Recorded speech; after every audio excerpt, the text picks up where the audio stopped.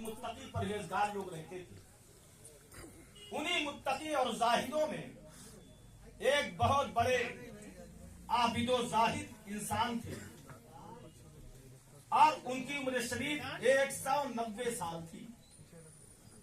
जरा गौर फरमाएं, मैं तो नहीं समझता कि आप कुरान पढ़ते वक्त मन कहीं तन कहीं लगाते होंगे। बिल्कुल जब भी आप सुने, कोई इसलिए नहीं, मैं इसका आदी भी नहीं हूं, लेकिन उस वक्त तक अहले बैत का जिक्र करें जबकि तन के साथ मन भी हो। बेमन जिक्र अहले बैत न करें वरना बेअदबी होगी।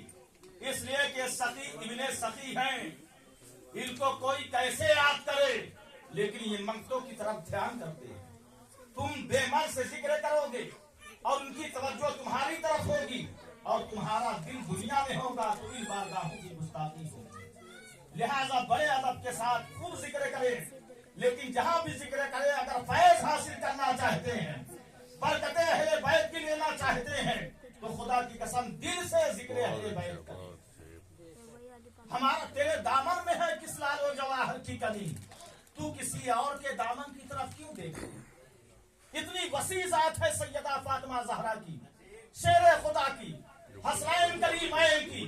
कभी इमाम ज़ैनुल आबिदीन को देखे, इमाम मोहम्मद बाकिर को देखे, इमाम जाफर सादिक को देखे, इमाम मूसा कासिम को देखे, इमाम अली रज़ा को देखे, इमाम तकी को देखे, नकी को देखे, ख्वाजा हसन अस्करी की ज़ाते करीमा को देखे, आज जो है इमाम महदी की ज़ाते करीमा को देखे। ये वो नफूसे कुर्सिया है कि जिनकी सीरतें पढ़ करके आप अपनी दुनिया भी संवार सकते हैं और आखिरत भी आप निकाल सकते हैं। अगर आप चाहते हैं तो आप इनको अपनी जिंदगी में मशअले राह बना लीजिए।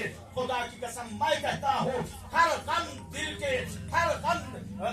के ऊपर मरहम है जिक्र अहले बैत। अगर आप जिक्र अहले बैत करें तो अल्लाह ताला आपकी रूह को वालिदी अता फरमा देगा। वो ये है कि यमन के जाहिदों में एक जाहिद थे 199 साल की फरहान नहीं है यहाँ।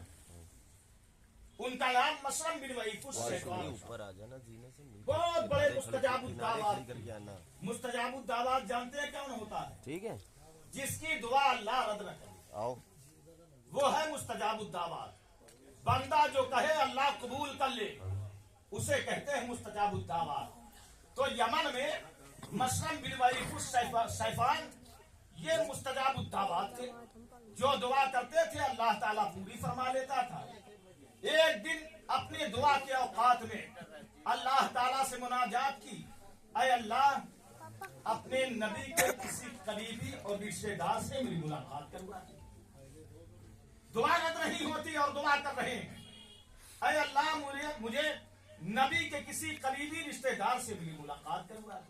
इनकी दुआ कबूल हो गई और उन्हीं दिनों जनाब अबू तालिब यमन में तिजारत की गर्ज से तशरीफ ले गए, सामान बेचा खरीदा और फिर यमन के बड़े बड़े शरीफ लोगों से मुलाकात की। तो कहते हैं कि यमन के अंदर मशरम बिन वहीकुस सैफान की बुजुर्गी का शोहरा था।